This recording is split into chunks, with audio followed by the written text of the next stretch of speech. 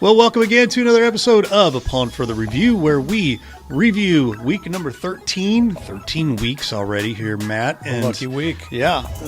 Unlucky for some, but if you're lucky for Jefferson County teams, if right? you're in Festus, you got That's really lucky. correct. I mean, you are correct. Two Festus teams. Come there on. you go. So we're reviewing week 13. We will crown a player of the week. We'll have some honorable mentions and review next week, week 14, which will be the semifinals, the state semifinals. I mean, you don't have much to really, right. You don't have a lot of meat and potatoes on the plate. You got you got two games, but a lot to chew and dice through. So this is going to be fun. There you go.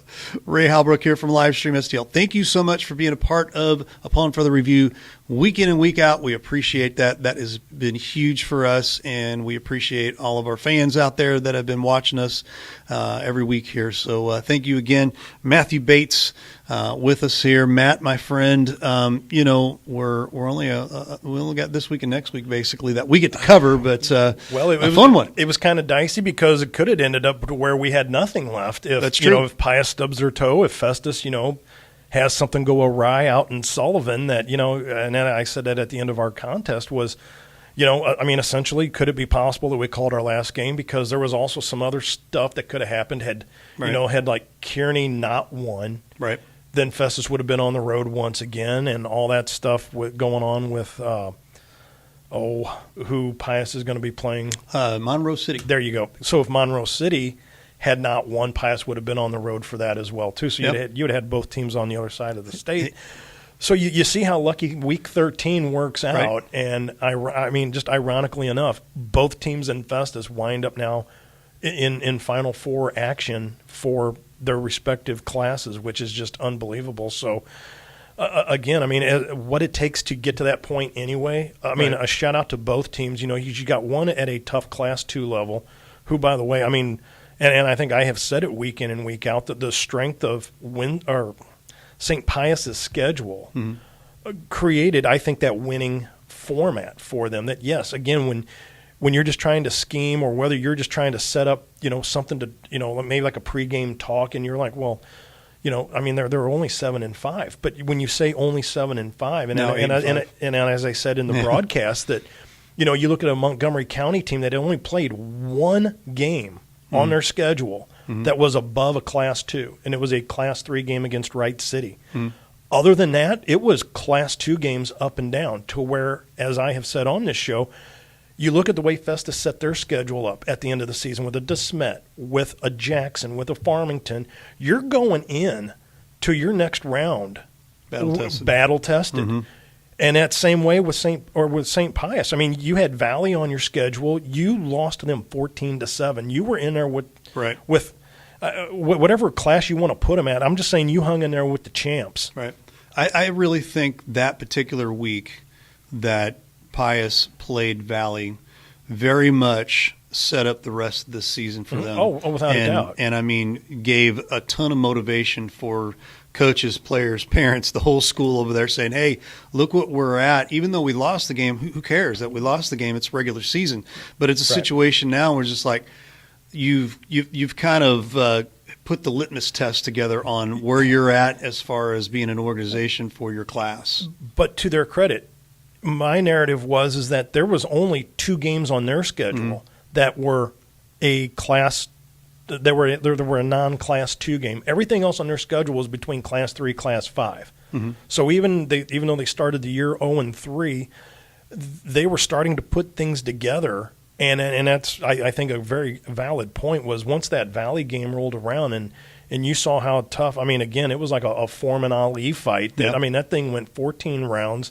And at the end of the day, you can hang your head high that, you hung in there and, you lost by a touchdown. And I'm sure everybody on the Pius side is going to tell you we could have either tied it or won the game as well, too. But I think that gave them, as you said, that litmus test of we know what we need to do to put winning football together. And they've been able to do that in spades.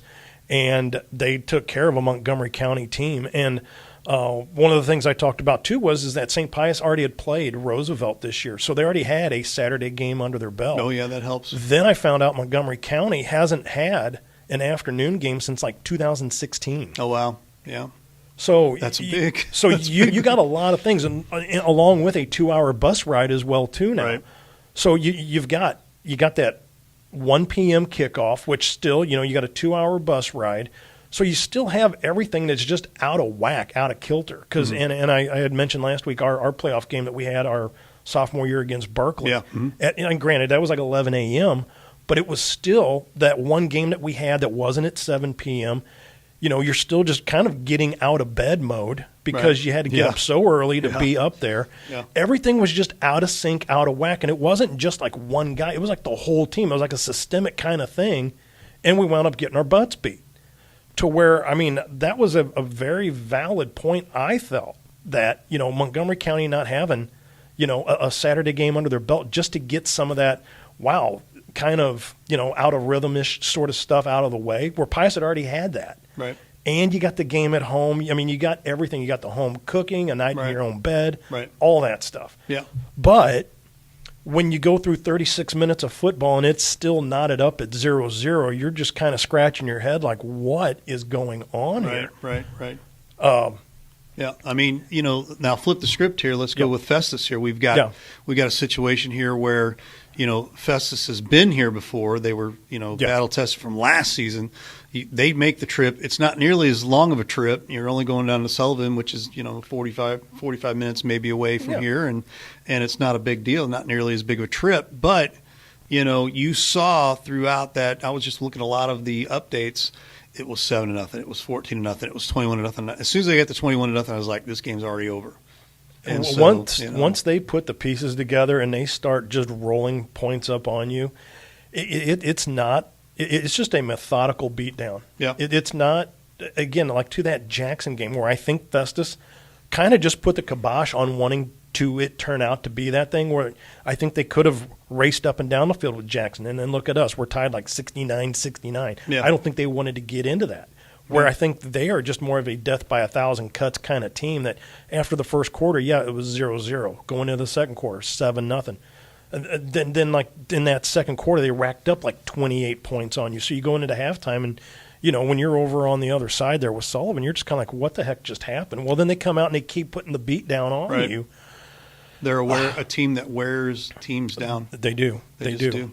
Well, without further ado, we're going to get to the scores here. We're going to quickly go through this. We don't have a ton to talk about because we don't have any stats that have been released yet. So, bear with us. Yeah. So, there may be some things that change after we've done this recording and in the show. But, don't shoot the messengers here because, obviously we've only had less than 24 hours basically to, come up with stats, which we don't have a ton. But here we go with our Week 13 results and our two games here. There we go. St. Pius X, 14-0 over Montgomery County. Festus, 42-7 over Sullivan. Matt, you did have this game over at St. Pius, and I was able to kind of watch from time to time here, as I was setting up for the ABA games yesterday. But man, defense all over the place. And if you're a defensive person, no joke, folks. If you want to rewatch a defensive game, go watch this game against Pius and Montgomery County because that's all you saw was a ton of defense and a ton of penalties, but some great special teams, which ended up turning into points for the Pius Lancers. So take it away, my friend. I usually say week in, week out with my keys to the game are usually these first two things, points off of turnovers and special teams. And that was literally what won the game for St. Pius, with the fact that you take that same narrative, points off turnovers and special teams, that was essentially what cost Montgomery County. Yeah. So the very thing that sends you sticking around and playing another day is also the very thing that's sending you home wondering what if across the board. You win, you stick around, you lose, you go home. Montgomery County just simply could not capitalize on any Lancer turnover, miscue, gaff. Lancers gave the Wildcats the ball inside the Lancer 30-yard line twice. Wow. And their defense did not bend or break. And, there was the 2-month staffs from Kevion Flores back to Heredia to where you're just like, you know what, maybe you need to figure out a plan B because the first time it didn't come back to bite you. the second punt that he did get off, Heredia banks the thing like 53 yards. And you're like, wow, okay, look what happens when you can get a snap back to you the proper manner. But then the third punt comes along and like the same thing happens again, to where you're just like, how many times can you cheat death against, teams don't get to like this round by luck. Yeah. You know what I mean? You're right. So teams will figure out a way. Like, it just was kind of a head scratcher that, you know what, at the end of the day, the reason why points weren't put up in incapacity by Montgomery County was the staunch St. Pius defense. But to Montgomery County's defense credit, that whole first half, again, was played inside the 20s, almost the 30s, and neither defense wanted to bend or break. And, but the breaks were there for both teams that, at least in the first half. Montgomery County had two of them. They could not punch anything in. And if you're St. Pius, you know what? We're still sticking around in this thing. That even though the stats just really didn't jump off the page at you at halftime, because St. Pius was at 61, 62 yards of offense, and like 51 of it was rushing from Shaver, but none of that included penalty yardage as well, too, where that could have been a more minuscule number. But then you look at Montgomery County, they went into halftime with 99 yards. So neither team punched the century mark in just total offensive yards. So, you know what, Lancers, they hang around, and they pitch their fourth shutout of the season. McCoyne gets a tip block on a punt early in the fourth. Pius takes over at Montgomery County's 30-yard line. First play, what happens? Number 30 goes 30. Irvin takes the first play, romps in, and but to Montgomery County's credit, Colby Ellis made a big block on their PAT. So if Montgomery County could go down, score, put a successful PAT, you see that 1 point that was left on the table. Yeah. But that's just a thing of like a looking down the road. Could that be a thing that comes back to bite them? Well, but that whole sequence didn't go without any drama as well, too, that on that block punt, the ball's rolling around, and you've got Will Moss there, number 66. He's kind of standing there just like looking at it. Like he didn't want to fall on the live grenade, but there was a number of people up in the press box that had thought that he might have touched the ball. Mm-hmm. Because as soon as he was just kind of standing there looking at it, Ellis comes in, he falls on it, and they're getting up, pointing like Montgomery County not only had the ball, but, it was because it was like a 4th and 15. Like they had the first down, like they had everything. Yeah. And the refs get together, and they were like, no, it's going to be Pius ball. And you heard the St. Pius faithful, they were, jubilant, but there was a very vocal crowd on the Montgomery County side that they were wanting a better explanation of things. Let's just say that. But as this is going on, Irvin comes over and he's chatting with Moss, and I'm sure there was like maybe some unpleasantries of just maybe just falling on the ball could have ended all the drama. Well, Moss was having none of that, and he just starts punching. Wow. Irvin in the helmet, teammates. And finally, another teammate came over, and cooler heads prevailed, and then it's that ensuing play where Irvin takes it to the house. But 3 minutes later, Flores redeemed himself on the defensive side. He gets an INT right after he had been burnt on a one-on-one as well. Pius does wind up punting on that possession, but a kid like Combs coming in from Montgomery County, pretty much a marksman on a lot of his passes throughout the season, at least from film that I had seen. So for an offense, it was just kind of sputtering. They got him to turn the ball over 4 times. So, to that defensive credit, that's where they were earning their stripes at. Eckrich comes in on a blitz on that ensuing possession, flushes Combs out. He goes to throw. Shaver tips it. Colin Spink gets the INT. Now they're at the Montgomery County 20-yard line. First play goes to Shaver, 20 yards. He gets the 2-point conversion, and Lancers go up 14-0. Again, though, points off of a turnover. That it was just something, special teams. It was just something that Montgomery County couldn't do. Gotcha. Well, that's a lot of great description there that because we were there, obviously. And we want to mention also as well for those that might not have caught it, but our game, we did reach out to Sullivan to do their game out there. The unfortunate part was and not everybody has the luxury of a really nice press box. Right. And Sullivan is going through that transition right now. They purchased this year a brand new digital scoreboard, and so they had to take a lot of their equipment and use that still doesn't equate to adding size to your press box. That's okay, so that has to come next. But they did offer us a table and chairs outside of the field, right? Outside right next to all of the fans. But right. we were like, thank you, but no thank you. So unfortunately, we were not able to cover that quarterfinal game, but we do have both games this week, so rest assured. But you're going to have to check out Misha TV to get those particular games. But let's talk a little bit about this 42-7 game here between Festus and Sullivan there, Matt. Well, Tigers banged out 42 unanswered points in this thing before Sullivan finally said, hey, we're here and we're going to break the donut. You just talk about methodical. At least from what I can kind of account for, is there's 2 TDs that I can't find info on. But I know Gus Drennan, he had a TD reception from Parker Perry. David Russell had a TD run. Camden Yates had 2 TDs on the day, one coming on the defensive side from a pick 6, and then he also had a rushing TD as well. And Sullivan, got their points late in the fourth quarter on their lone tally. Parker Perry, though, did show he did have a human element to him in this game, as he did throw his second interception of Only the season. 2. Only 2. A little over 300 pass attempts, right. And he just finally threw his second one, and he had a snap go between his wickets as well. But you see the similarity, though, with that Lancer ball game as well, too, where no points came of any of those gaffes on the Festus Tiger side. Yes, there was an interception. Yes, there was a muff on a snap back to him. But the Tigers' defense stands staunch once again. Didn't allow any points of that. Didn't allow that to overtake them. So again, you had points there that were available for Sullivan 2 times, and couldn't muster anything out of it. So again, you just see the way the 2 defenses from these Festus area teams. Again, one at Class 2, one at Class 4, standing tough whenever they needed to. Hey, that's all we got, man. That's all I can say about that right now. So we're really, really excited about being able to cover not 1 but 2 state semifinal games this week, and we'll throw this out here real quick. We are looking for some extra sponsors. So if you see this during its airtime here, and you're interested, you can give us a call 314-852-4398. Maybe I do have I do. There it is, right there. How about that? Go.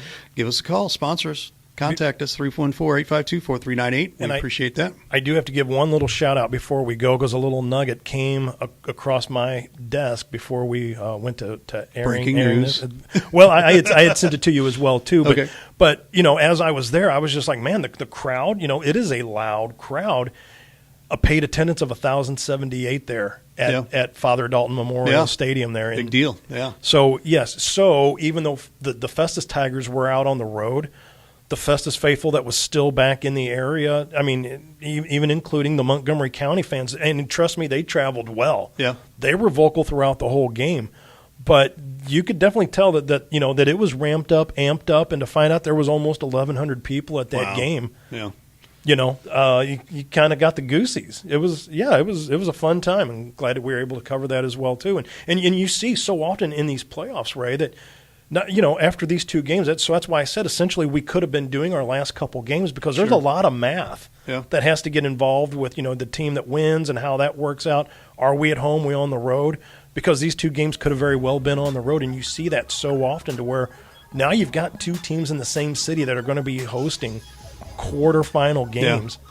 Literally a mile from each other. Semifinal games. Yeah, I'm sorry, semifinal games. That this is exciting times in the area, without a doubt. Absolutely. We've covered 2 semifinal games. Festus last year, Hillsboro the year before that.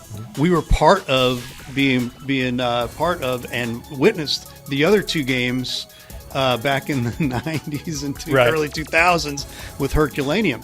And so it's a really cool time to be a Jefferson Countyan. and it's I think it's just exciting times. So I mean, being able to come cover that's a really cool privilege that I feel like has been an honor and a cool thing for all of us to be covering. So that does it for our review here of Week 13. We'll be back with our Player of the Week. Craving authentic Italian cuisine? Hi, this is Don Bollinger at the Pasta House Company in Festus. We're serving up happiness one plate at a time. From our made-to-order pasta dishes to our mouth-watering pizzas, everything is prepared with the finest ingredients. Try our fresh ground burgers, hearty lasagna, or our perfect appetizers. Happy hour every day with half-price pizzas and kids eat free every Sunday. Visit us at pastahouse.com to order online or for delivery on Highway A and Pounds Road, where it's always a great time. It is now time for our Upon Further Review Player of the Week, and this week we have Players of the Week again.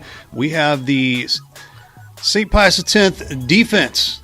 Guys, man, what a game Saturday, and I wanted to just maybe touch base with you, talk to you a little bit about that. But before we get started here, who do I have on the line here from left to right there? I'm Dawson Little. Harrison Rack. Lyndon McCoy. Awesome. Guys, man, one heck of a game there. I was able to watch a little bit of it from time to time as I was setting up for another game. And, man, the defense just absolutely was a bend and not break. It's your fourth shutout in a row. Is that correct? A fourth shutout this season. And, so there's a lot of positives with this particular team here. So I just wanted to kind of get you guys' brief description and your thoughts on the game from Saturday. Go ahead. So, I mean, we just, at the first half, our offense was a little bit rocky, but our defense, I mean, we clamped them, and whenever we came to the second half, our offense, we just came out and we were blocking good, and we got it going. And then our defense, the rest of the game, just locked them down. Anybody else want to elaborate a little bit there? Yeah, I don't think they could withstand the hits. I think that's a big part of our defense. We like to hit hard, and I think that's every play we like to group tackle. So I don't think they could just keep up with us. I got you. Awesome. So, going from, in the past, because we've covered you guys in the past here, and like the farthest that you guys have ever made, if I remember right, was just a district championship. And that was like 4 or 5 years ago, and you lost to Caruthersville. You go into Caruthersville this year, you take care of business. You're here last week, against Montgomery County. You take care of business there. Tell me what the difference is this season than any other season that you feel like the success has been just so prevalent this season. I feel like we built like a nice culture here, and I feel like we work harder than any other team out there. And since last season, we've been in the weight room strong and hitting everything hard. So I feel like it's just a complete difference from last year. Awesome. A big difference in physicality too. Yeah, awesome. Anybody else? Not all at once. They're men of many words here, guys. No, just kidding. As far as like this game coming up here, I mean, you're a game away from a state championship, and obviously the culture's changed in the last couple of years. Coach Frey's been over there and doing an amazing job. But tell us a little bit what it would mean to win this week, but also what do you know about this Monroe City team as well? I mean, we know they're a run-heavy team. We know they got some good guys, but I think we got better guys. When it comes down to it, it's going to be a dogfight like it should be, but I think we're going to be able to come out on top. And, I mean, it's all a dream. I mean, we worked for this all summer, all spring, everything, so it's really just a dream come true. Anybody else? I feel like if we prepare right, then should definitely be a big victory for us. And this has been long awaited all summer, so we're ready. Excellent. Well, good luck to you guys. Thanks for being our players of the week here. And again, a good luck to you guys here from Livestream STL. Certainly. So thank you. Hey, that is the St. Pius X defense, our players of the week.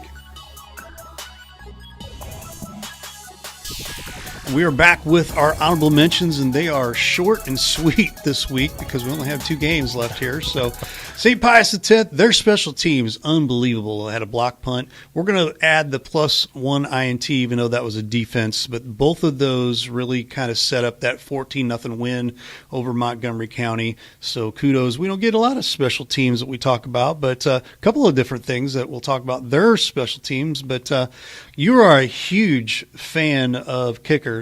And I showed a video earlier yesterday about a 52-yard field goal from Nixa. Yeah. How about that, eh? Yeah. 52 yards. So that was really, really awesome. And not to digress, but the part that got me was when you said that was like the 11th longest. Then I got to thinking, right. Like, what is the longest? Because I was thinking maybe that was like top 5. I was thinking top 3. And 11th, and I'm like, good golly. Yeah, right. Because even if each next place up is a yard, now you're looking at a 62-yarder ish, if not longer. Right. Good. Right. Come on now. There you go. Anyway, Festus's offense, 42 unanswered points there, and their 42-7 win over Sullivan. And we're basically reiterating what's happened throughout this past Saturday, and both amazing games again. Well, you know what? I think but this boils down to St. Pius. The Lancer defense is what won the game for them. Right. They kept Montgomery County. They kept the Wildcats out of the end zone, out of harm's way. Not once, but 2 times that they were gifted the ball in and at the 30. Wow. So to me, that's like a team sort of aspect to where, even with the tip punt. I mean, would I give McCoy just like an honorable mention? Because I think to me it's tough to pull one guy out of that defense to say, hey, this one guy gets special accolades where across the board, like if McCoy doesn't make his play, if Eckrich doesn't flush Combs out of the pocket, and Combs is under duress, he makes the awkward pass that gets intercepted or gets tipped and intercepted. So I think there's a lot to just basically say, you know what, in a game like that, the defense is what won that for you. Yes, even though the offense wound up punching 2 TDs in, the defense sets you up 2 times for those scores along with the special teams play. Same with Festus. I think to just, if I wanted to pluck out Camden Yates, but Gus Drennan and Parker Perry, David Russell, they're going to be like, well, what about me? Yeah. Because I think to bang out 42 unanswered points against that Sullivan team is a collective team effort. Now, granted, also on the defense as well, too, to pitch a shutout. But to say, like, I'm going to pull somebody out of either one of these squads, you're in big boy land right now. As you come down to that NCAA reference, the Sweet 16-ish, the Elite 8, Final Four-ish kind of teams now in the area, it's collective efforts up and down. And really the one thing that rang true to me was one of the little nuggets that I had brought out was if you looked in the metro area leaders in assists, the top 50, St. Pius had 5. Oh, wow. In the top 50. They had another one tied for 51st because he was just 1 assist away from making the top 50. That's great. But you had nobody. If you took the Cody Shaver, and I believe, or I think it was Shaver, and his total like 94 tackles, he doesn't make the top 50 in total tackles in the metro area.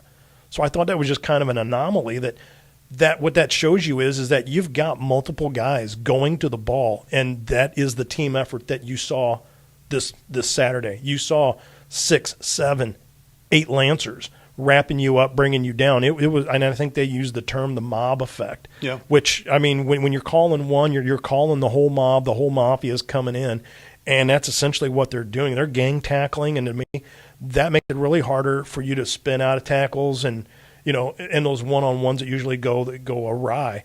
Again, kudos to the Lancer defense, and so that's why I say when you see up and down, sometimes when you're getting into these games, it's really tough to pull one person out to really say this is what stood out and this is what shined. So great job by both teams. Absolutely. That does it for our honorable mentions. We will be back here to preview Week 14. After Friday Night Blitz, check out the Friday Night Blitz postgame at 10 p.m.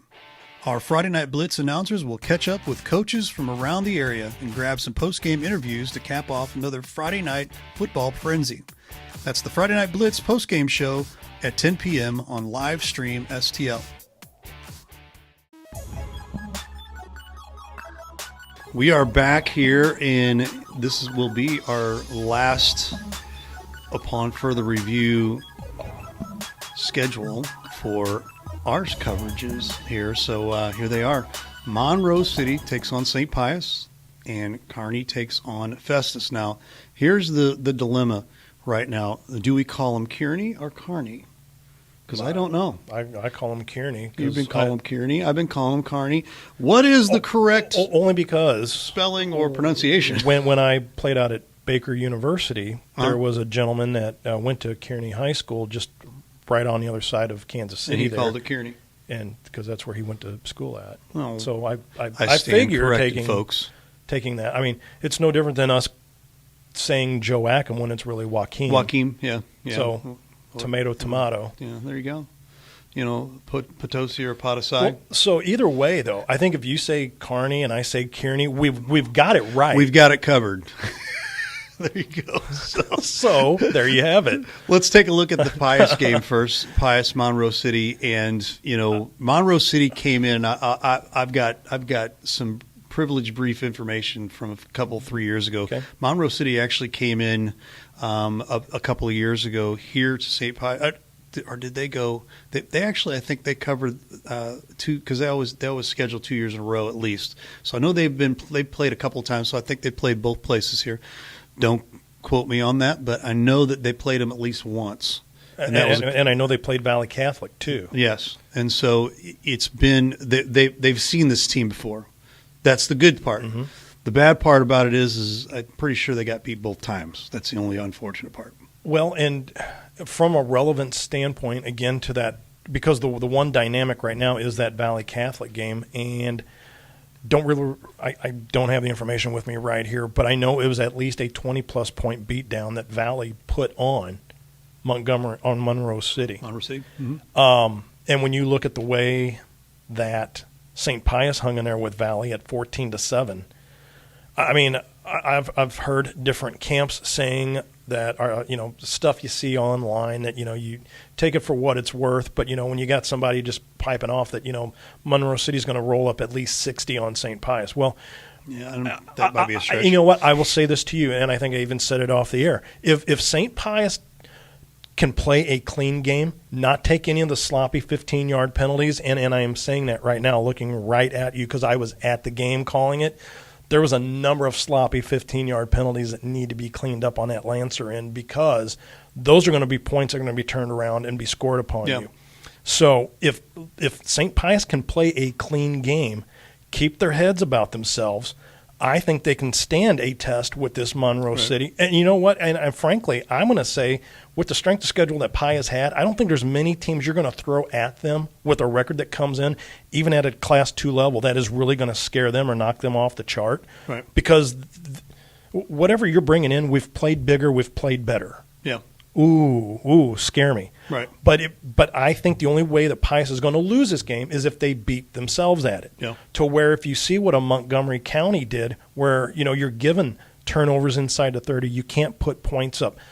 You turn around and do the same thing, and you give Monroe City multiple possessions with a 30-yard field to work with. Yeah, you're probably going to get 60 rolled up on you. So yeah. I think to the point, if St. Pius takes care of their own nest, cleans those things up, again, it is really tough to play a perfect game, but if you can play something close enough to perfect, right, I think you set yourself best up to win the ball game. Yeah. There's a certain thing called a sloppy game, and then there's a gentleman's game, and you've got to do the gentleman's game, I think, against a team like Monroe City here.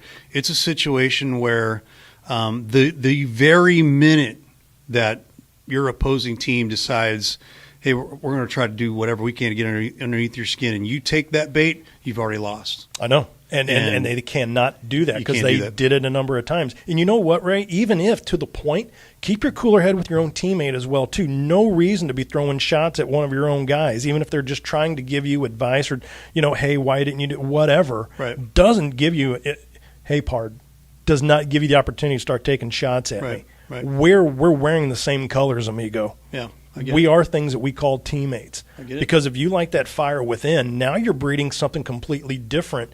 That's a different wildfire that I don't think Coach Ray wants to try to tend to put out Right. another fire when the bigger one is right in front of you with Monroe City. That's the fire we're Right. trying to put out. Right. You still And- got one more game to play. You're right. and if you want to get to do wanna that, get there. Yeah, you want to exactly. get to do that, everybody's carrying a fire extinguisher. I get it. Festus and Kearney or Kearney.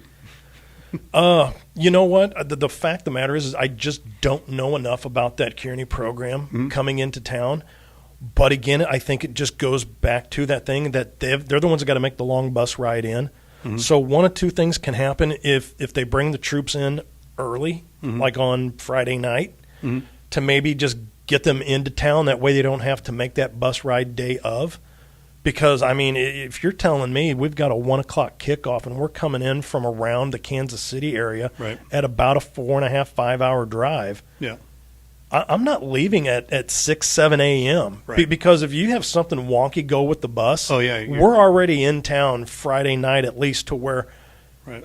we could walk, get some Ubers if we need Right, to. right. You know what I'm saying? So there's enough, behind the scenes going on to where, that could just be a dynamic that, seals the game for a team like Festus. They're going to be at home. They're going to have the home cooking. They're going to be in their own bed.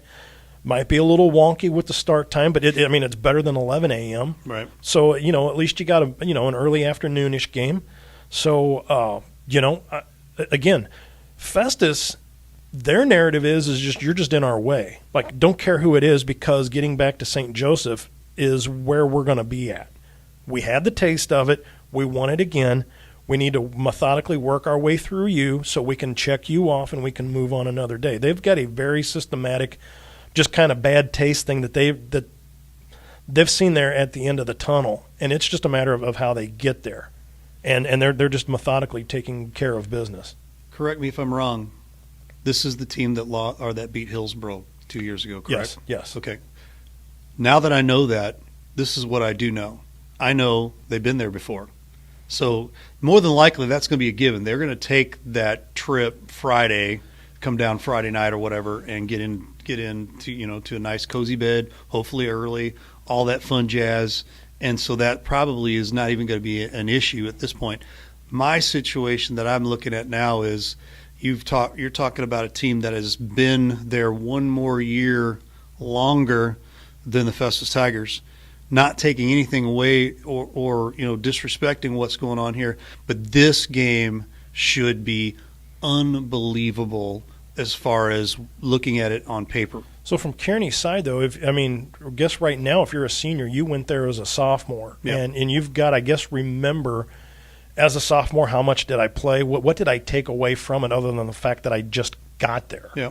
So you know what? But you've got guys from Festus that they're fresh off of that bad taste. Yeah. Yeah. So you've got two programs that are looking. One's got to stick around. One's got to go home. That's right. And so here's my prediction: whoever wins this game is going to win a state championship. It's a bold prediction. I like it. There's some guys on the other side of the state that are going to want to Don't care. beg differ. Yeah, you've got two teams here that have been there the last 2 years, I get it. and unless you're CBC, which they're already gone. Yep. Jackson. Thank you, again, Jackson. Thanks to another crazy thing called a field goal. Right. That hung around the whole game. CBC couldn't account for it. Right. There you have it. There you are. So,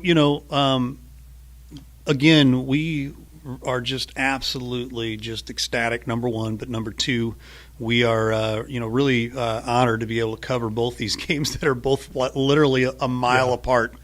And so make sure you check those out.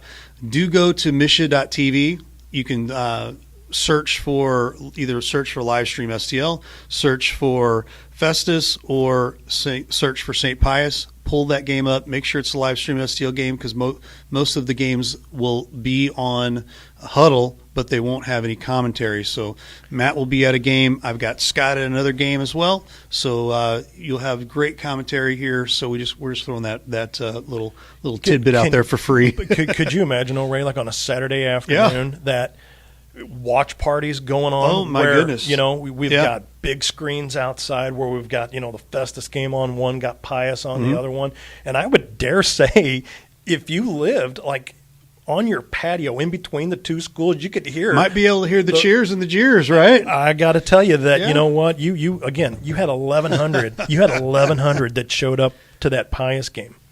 That, you add another 1,500 at that Festus game. I'm just telling you right now. Right. You can be you could probably, hear it all the way up at the top of the hill up there at KJEF. You know what I'm saying? That if it's going to ring out. It's going to be ring, big. but could be rain. There is rain in the forecast as well. So that could play a huge part in both of these games. Now, to me, I feel like both sides might actually benefit both the Festus teams, because it's their home field, and they know every little nook and cranny of that. Well, and that was field. I knew there was a nugget that I had that I was forgetting about, and that was St. Pius having the natural grass. That we'd had the rain for the last few days. They were able to put a tarp down, but there was still these little mucky patches in the middle of the field that, again, if that's all you've been playing on has been, the artificial stuff, you're not ready for the little dips, nooks, crannies that.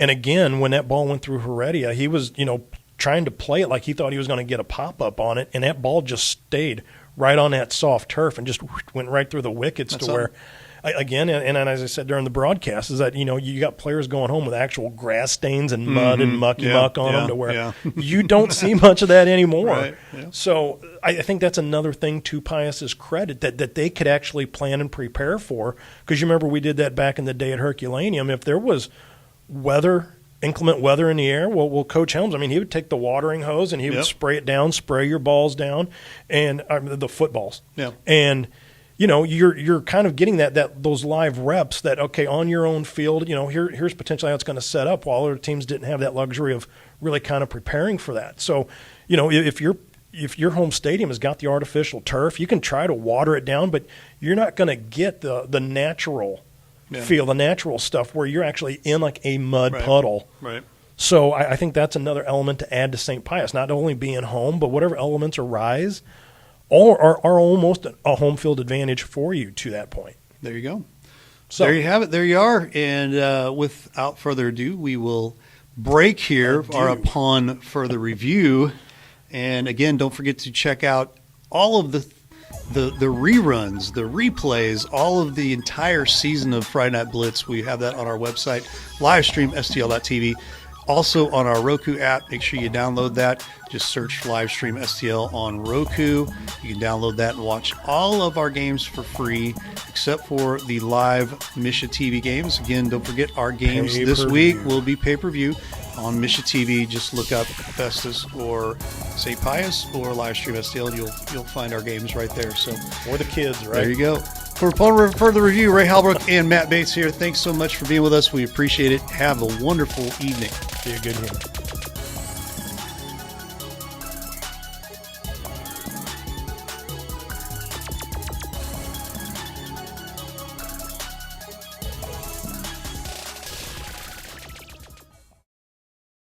Thanks for watching today's broadcast. Any unauthorized use of this broadcast without the express written consent of Livestream STL is strictly prohibited.